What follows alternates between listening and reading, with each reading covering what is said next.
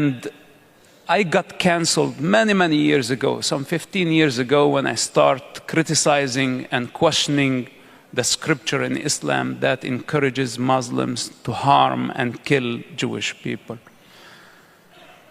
And I think the Jewish people are a very peaceful nation that does not look to harm the Muslims.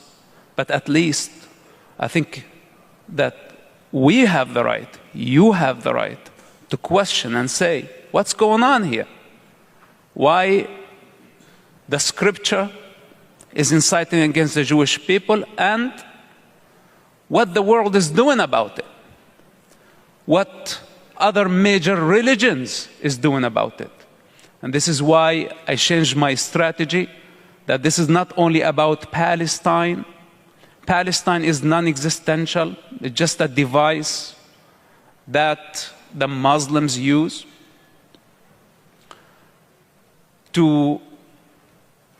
as a weapon against Israel and as a weapon against the Jewish people. Fundamentally, Muslims think that Allah hates the Jewish people. And how can they love the Jewish people if their God that they bow 20 times a day hates the Jewish people?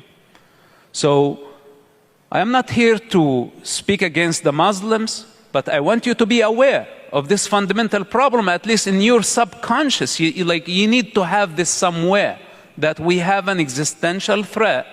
And now you see it in reality, how they were able to just turn the narrative against Israel in no time. And this is why from the beginning of the war I said, Muslims, you have to back off. This is not acceptable to take the side of a terrorist group that just committed a genocide, a capital crime, unforgivable crime, by the name of resistance and by the name of occupation, colonialism, etc. Not acceptable. And now we have hundreds of millions of Muslims and Arabs spreading propaganda. And as you see, when people see it thousands of times per day, they start believing in it. It becomes real. So it is the time to move from defense to offense, to call things for what they are, to see them for what they are, and there is no need to be afraid. There is no need for us to be depressed. I have been fighting against Islam alone, by myself, for so many years. And I don't need the permission from nobody. If they want me to cease to exist, this means that I have to fight for my life. And you are in the same position right now. I'm not calling for a religious war. There has been a religious war. And it's about time to wake up.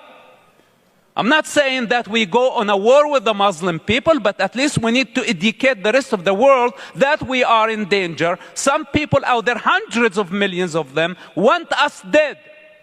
And we have to defend ourselves.